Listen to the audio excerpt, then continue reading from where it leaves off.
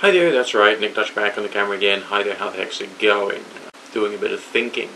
As you know, I haven't actually been putting out all that many videos. Well, it's been a bit hot here, been a bit tired. Had my entertainment event at the weekend, that kind of knocked me for six. What I did at the end of that event, the first thing I did when I came back indoors is turn my lights on, set the camera up, and I recorded just a couple of minutes worth of video of just me talking my impressions of the event. And I think that during that little bit of video, you can tell I am exhausted. Alright, it's only like 3 or 4 hours worth of work, okay? Plus, of course, travel to get there and travel to get back, setting up, and a few other minor, anxieties that one goes through when one's doing a performance art. What really struck me is, and this is weird because there's positive things about this and there's negative things about this. What really struck me was the quality of readings I'd done with a few of the inquirers who came to my stall and how good they were, and that was pretty amazing. I mean, if you're doing this as an entertainment event in a fair, of course when I say this, I of course mean reading tarot professionally. You're caught between a number of different possibilities. Are you there to be the client's therapist? Are you there to be the client's entertainer? Are you there to pull a proverbial rabbit out of a hat, to surprise the inquirer? Precisely what are you there for? And with each inquirer, I've got to think carefully as to what they want and what they need and what they require. I mean, even I had one guy who came down to the store before I'd open up properly, and he just wanted like a 20-minute chat about tarot, about its history, about what I mean when I'm talking about psychic type weird stuff, and so on and so forth. And so, I obliged, I talked to him, and that was good. So that was part of his entertainment to hear what I had to say on the subject. It's weird, because when the readings come, and they come accurately, and they don't always come accurately. And with some people, there's just something about them which means I'm going to find it very difficult to talk to them, let alone, in inverted commas, read off them. But there was just this one particular inquirer that, well, I'm going to let the other me, the way I was the moment I came out of the party, discuss that with you in just a second. It blew me away. But what I want to be careful of is not jumping to too many conclusions. I look at these instances which appear to be 110%, genuine, solid, 100% result and the rest of that. And then I think about my attitude and the way I present myself, and I did this video based purely upon the idea of I don't know. Why did I do that? Was I doing that just to suck up to the skeptical community, or what was I doing that for? Am I being untrue to myself through actually being skeptical of my own experiences? And I've come to the conclusion, no, I've got to carry on being skeptical of my own experiences. I'm not doing this to suck up to the skeptical or the atheist community or whatever, because that's wrong. Why is it that Nick Dutch doesn't actually spend all of his time just watching the videos of people who are occultists, New Agers, pagans, and all the rest of that? Well, because I still feel there's something wrong with the way in which they argue when talking about supernatural things, because there's all this religious literalism which gets thrown on top and stops people from trying to actually think about experiences they may have had. So it's difficult.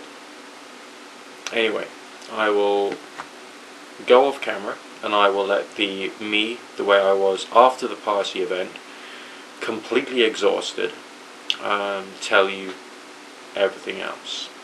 Alright? See you in a bit. Hi there, that's right, my name's Nick Dutch, and as some of you guys know, I am a professional tarot reader.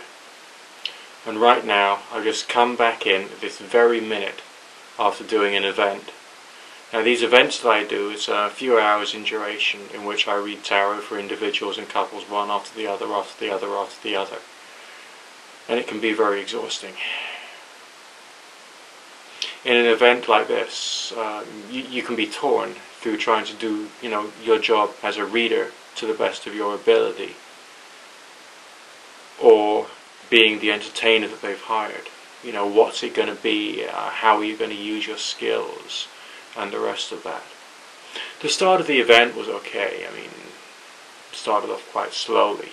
And I had one couple come to my table. And I did a reading for both of them.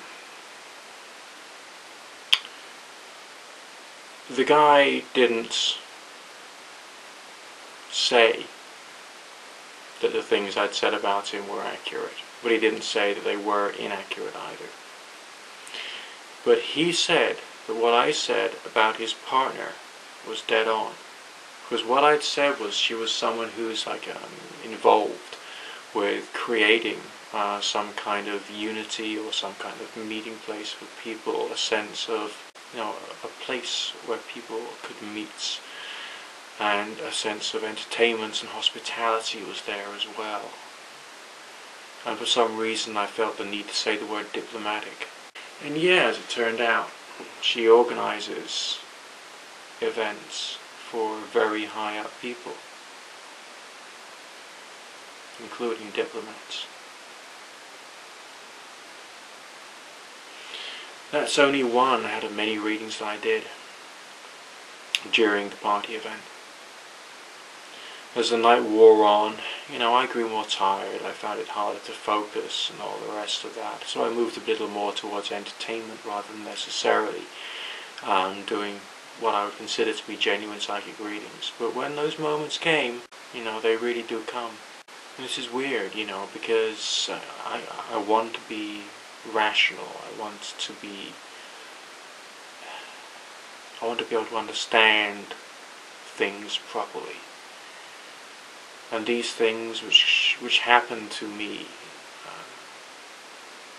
going back to even when I was a child,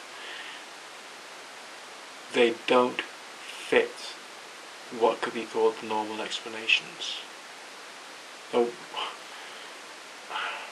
how am I to perceive these things? I don't know. How can I know? I mean, all I can do is just do my job to the best of my ability, and that's it. And just see what can happen, and just take it one step at a time. It's curious, but the strange thing is, no matter what your doubts or what your thoughts on these matters are, it's real. How it works, don't ask me. Don't shoot the messenger, okay? What are the rules? Well, we can play around and find out with the passage of time. We can try and work out how what the rules or conditions for these things are. But there's so much I just don't know, and there's so much that you don't know.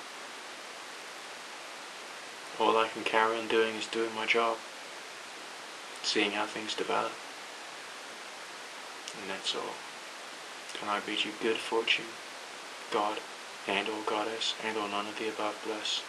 Nick Dutch, signing out and going straight to bed.